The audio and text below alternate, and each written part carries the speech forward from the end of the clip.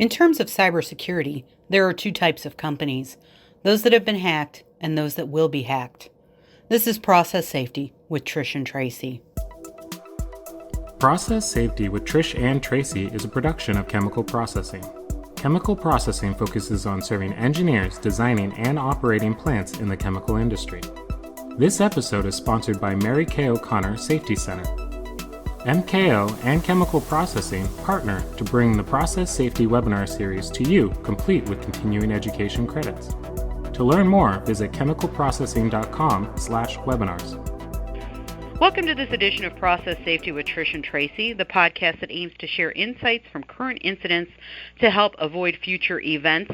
I'm Traci Purdum, Senior Digital Editor with Chemical Processing, and as always, I'm joined by Trish Kerin, the Director of the Institution of Chemical Engineers Safety Centre. IChemE is based in the UK and Australia, but its reach is global. Trish, you're also based in Australia, and your reach is often global. Where are you calling in from today? I'm actually at home today, which is unusual. I'm in Melbourne, Australia, but yesterday I was in our nation's capital in Canberra. I was there all week, and prior to that I was in the US for a couple of weeks. You've been all over the place. I sure have. Well, our topic for this episode is cybersecurity. For industrial sites, there are many cybersecurity vulnerabilities, anywhere from lack of security policy and procedures, out-of-date antivirus software, incomplete or infrequent backup processes, or even Hollywood scenarios of evildoers hacking into systems. There are many infamous examples. I know that we're going to discuss a few of those today. But Trish, I want to get your feeling on how we are taking care of operating systems, and is it enough in terms of cybersecurity? I think it's a really interesting question, Traci. We've seen some significant evidence over the last couple of decades of cybersecurity breaches that have resulted in significant issues occurring. There's been a lot of things going on. I think one of the interesting quotes I find about cybersecurity is quite chilling, but it is, I'm convinced that there are only two types of companies, those that have been hacked and those that will be. And even they are converging into one category, companies that have been hacked and will be hacked again. Now that's actually a quote from the former FBI Director Robert Mueller. And he said that back in 2012. And I think, sadly, it's very, very true. So if we talk about some of the examples that we've seen of cybersecurity incidents, one of the most significant ones we actually saw was back in 2015 in December, and the Ukraine power grid was attacked by a cyber attack, and they were able to compromise the systems and disrupt electricity supply to customers in the Ukraine. Now, this is a very significant thing for the Ukraine in December because it's very, very cold. So all of a sudden we had 230,000 people without electricity for up to 6 hours in that particular instance. Now, interestingly enough, the following December, the Ukraine power system was attacked again, almost a year to the day later, where they had another 225,000 people blacked out across the Ukraine in the middle of a cold Ukraine winter. So there's really significant impacts that can occur in our critical infrastructure systems, such as electricity, but also water supply. So I believe one of the first, thought to be one of the first successful cyber attacks actually occurred in Australia. And it was an instance where a disgruntled contractor managed to gain access to a sewage treatment facility. He was parked on the side of the road with a whole lot of Wi-Fi enabled equipment in his vehicle. This was back in 2001, sorry. And he was able to reverse the flow, basically, of the sewage system, which resulted in millions of litres of raw sewage spilling out into local parks, rivers, and even into the grounds of the Hyatt Regency Hotel. So this was a significant, not only public disruption, health issue, but also significant environmental issue because of the damage that it actually caused to the environment and the animals.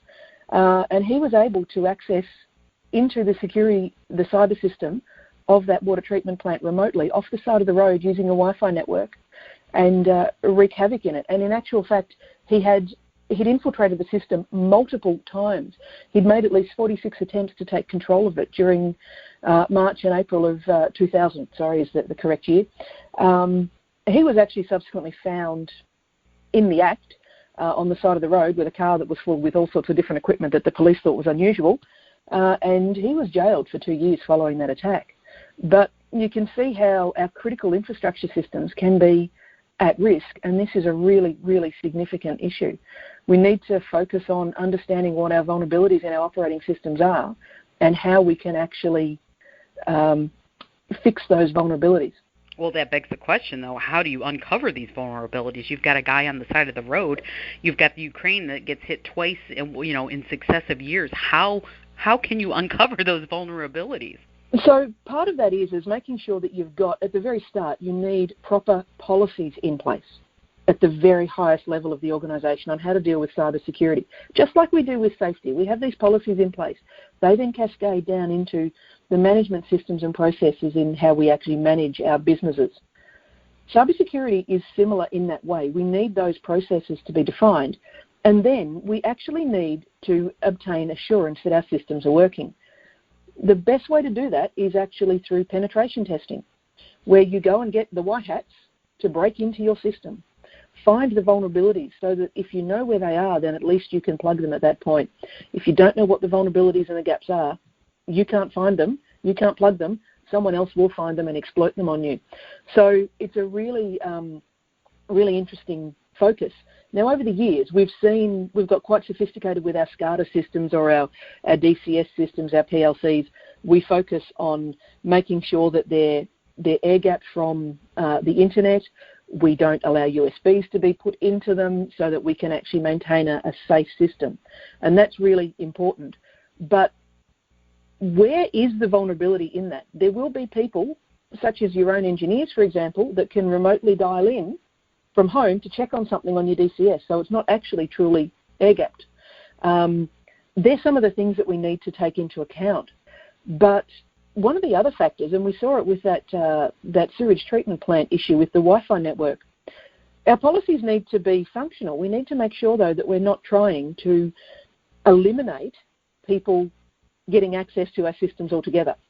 If we make it too hard, then people like our contractors and our equipment suppliers will find other ways around it. So I have heard anecdotally of a situation where it was so hard to get the control systems configured so that the contractor could actually get sight of what their equipment was doing on a facility that they just started to install Wi-Fi systems. So you go into this plant, and if you did a scan of Wi-Fi, there were multiple Wi-Fi networks that should not have been there, that should not have existed. But the contractors found a way around it because they needed to deliver an outcome to you, but you were making it too hard for them to deliver their outcome. So they got creative. They found other ways to do it. So we need to be very careful about minimising the access that people can get, but making sure the right people can get the right access. And I think that's one of the biggest challenges we have in this cybersecurity space. Absolutely. Are operating systems the only weak links, though? It seems like there's other vulnerabilities just lurking everywhere. Absolutely. So we've had a lot of effort in cybersecurity space in terms of personal data and all those sorts of aspects, which is really important. But interestingly, we did also see a hack occur earlier this year where an organisation's enterprise system was taken ransom. Now, you might think, okay, well, that's inconvenient. That might disrupt production because we can't do our production planning, those sorts of things. But think about what's in your enterprise system, and I think this is the new threat for process safety that we probably haven't really got our heads around yet. Where are your drawings kept for your facility? Where is your maintenance management system run from in terms of planning, scheduling, and giving instruction on how to maintain safety critical equipment? Where are the set points recorded for that equipment? Where are you tracking all your management of change? Because you could then say, well, if we lose access to our current data, we can go back to the manufacturer and get factory resets. Yes, you can. But what management of change have you done in the meantime that changed your factory resets? So if you lose access to your entire enterprise system, how resilient is your organisation to be able to continue to operate safely? Or are you actually going to have to bring your facilities down until you can get that valuable data back again? And we've now moved into a lot of focus with storing things on the cloud, storing things with service providers. How secure are our service providers in terms of making sure that what we do have on their cloud is not vulnerable to attack? And that's a really concerning thing because We all have service providers that we use, and we send them our data and they put it up on their cloud. And then the funny thing is that we pay them for access to our own information. And I don't think we really thought about it that way. We're buying a service, but what we've actually done is we've given over our data, our important company information, to someone else, and then we're going to pay for them to let us have it back when we need it. We want to be very sure that we can get it back precisely when we need it if they're the ones that are guarding it, not us.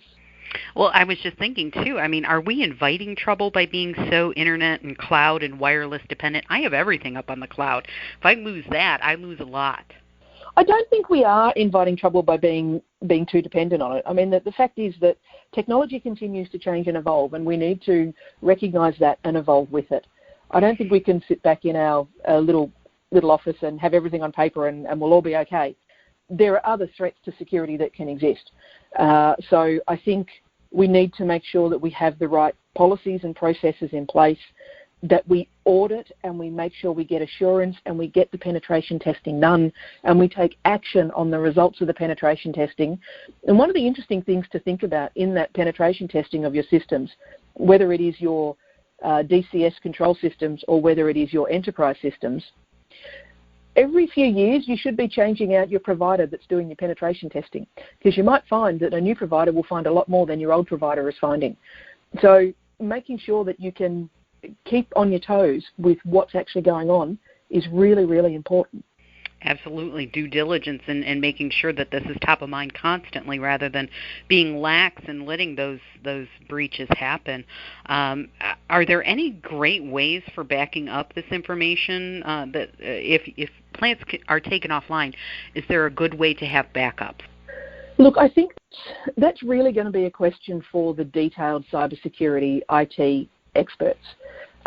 There will be a range of different ways that they may choose to do it. You may choose to have a remote backup system. You might have mirrored servers. You might have a server in your facility backing up what is on the cloud potentially. There's a range of different ways to do it, and I think each organisation really needs to understand their vulnerability and do their risk assessment on that vulnerability. What does it mean if they lose access to this information? And then what controls can you put in place to ensure you maintain the access you need? There will be some pieces of data that you can actually live without, but there'll be some that you can't live without and continue to operate safely. So it really is around making sure you engage with the technical experts in this space. And you'll actually find the cybersecurity technical experts are typically different to your information systems experts that run your DCSs or your information systems experts that run your networks. It's a particular skill. You need to make sure you're engaging with the right person. It would be like you wouldn't go to an environmental person if you wanted to do personal monitoring on exposure to asbestos. You've got to pick the right professional to assist you with the work that you're doing. Make sure the people you're using are competent in what they're doing for you. Now, obviously great advice right there, but chemical plants primarily have three main security concerns: protection of property, protection of lives, and how to achieve this on a limited budget. I know that there's probably some plants out there using hope and luck as strategies in terms of cybersecurity. What's your advice to them? Understand your vulnerabilities. What is the hazard or hazards that you have on your facility, and what is the worst consequence that could eventuate when you are attacked? And I do say when you are attacked, because odds are it will happen at some point in time, whether it is an unknown actor or whether it is a disgruntled employee, former employee, contractor, etc. So what is the worst thing that can be done to your facility, and how can you cope with that? Now, there are actually insurance policies out for cyber attack. You can buy cyber insurance. If you buy cyber insurance, the insurance company is certainly going to want to make sure that you have all your systems and processes in place, or they won't sell you the insurance in the first place. But understand the consequences and understand what you're willing to live with. And if it then does become a business decision, like any risk decision we take. Am I willing to invest the money that I need to invest to prevent or mitigate that incident? And if I'm not, and the incident is significant enough, then I think there's a very hard question to answer of, should I be in this business? Otherwise, understand the risk, make a value judgment based on what you're trying to prevent or mitigate, and go from there. It will then become obvious some of the steps you need to take. As I said, in the extreme cases, it may be that a small facility actually cannot be run safely if, for example, it contains large amounts of chlorine and you've got nothing in place to actually prevent inappropriate use of that chlorine, either through cyber or other security issues. Maybe you shouldn't have chlorine. That's sometimes the question and the discussion we need to have at facilities. Otherwise, we do need to run them safely. If we can't afford to run them safely, then maybe we should be in a different business, but let's focus on trying to run them safely first. Well, cybersecurity is certainly a complex topic. Hopefully, we've been able to untangle some of it for you. Unfortunate events happen all over the world, and we will be here to discuss and learn from them. Trish, once again, thank you for your brilliant insight. Thanks, Traci. Stay safe. And thanks for listening to yet another episode of Process Safety with Trish and Traci.